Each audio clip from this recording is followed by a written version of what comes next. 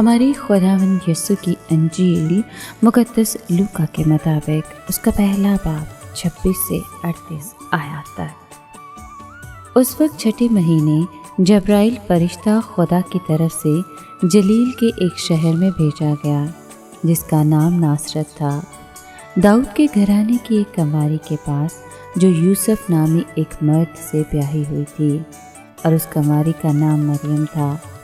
اور فرشتے نے اس کے پاس اندر آ کر کہا، سلام اے پرفضل، خداوند تیرے ساتھ ہے، تو عورتوں میں مبارک ہے۔ اور وہ اس کلام سے گھبرا گئی اور سوچنے لگی کہ یہ کیسا کلام ہے۔ اور فرشتے نے اس سے کہا، اے مریم نہ ڈر، کیونکہ تو نے خدا کے نزدیک فضل پایا ہے، اور دیکھ تو حاملہ ہوگی اور تیرے بیٹا ہوگا، اور تو اس کا نام یسوع رکھے گی۔ وہ بڑا ہوگا اور حق تعالیٰ کا بیٹا کہلائے گا، اور خداوند خدا اس کے باپ داؤد کا تخت اسے دے گا، اور وہ یعقوب کے گھرانے میں ہمیشہ تک بادشاہی کرے گا، اور اس کی بادشاہی کا آخر نہ ہوگا۔ تب مریم نے فرشتے سے کہا، یہ کس طرح ہوگا جبکہ میں مرد سے ناواقف ہوں؟ اور فرشتے نے جواب میں اسے کہا، روح القدس تجھ پر نازل ہوگا، اور حق تعالیٰ کی قدرت تجھ پر سایہ ڈالے گی، اور اس سبب سے وہ قدوس مولود خدا کا بیٹا کہلائے گا۔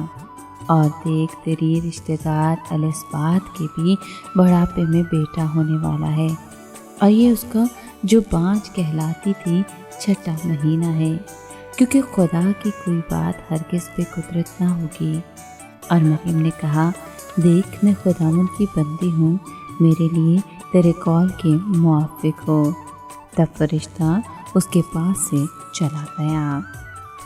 پاک کلام کے پڑھے اور سنے جانے پر خداوند کی برکت ہو، خدا کا شکر ہو۔ عزیز دوستو، فرشتے کے ظہور کے وقت مریم کا رد عمل زکریا کے رد عمل سے مختلف تھا۔ مریم نے پاک پیغام کی وضاحت چاہی۔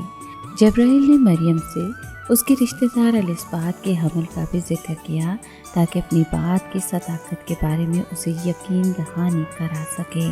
اگرچہ جبرائیل فرشتے کی باتیں تسلیم کر لینا مریم کے لیے بہت مشکل تھا، لیکن اس نے کلام خداوندی کی اطاعت کی اور یقین کر کے کہا کہ دیکھ میں خداوند کی بندی ہوں۔ خداوند تعالیٰ کے حضور کامل اطاعت کا یہ رویہ اپنی ذات میں دانائی ہے۔ اس چنیدہ کنواری کی خوشی کتنی عظیم ہوگی۔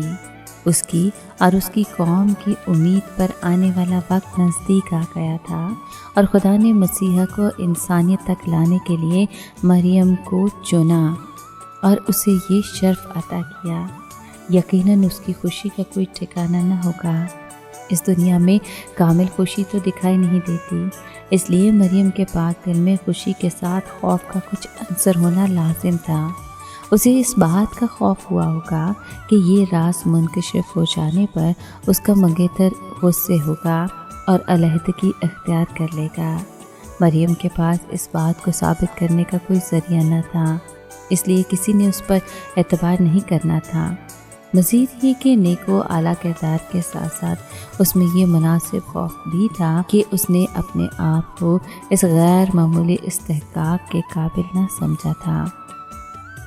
اسے خوف محسوس ہوا کہ وہ ماں ہونے کے فرائض کو نبھا نہ سکے گی، تاہم بلا شبہ مریم نے اپنے آپ کو خدا کے رحم کے حوالے کرنے کے لیے بڑی ہمت سے کام لیا تاکہ رحمت خداوندی اس کی زندگی کی اس نئی صورتحال میں کام کرے جسے وہ بذات خود اور نہ ہی کوئی اور انسان اکیلے کر سکتا تھا۔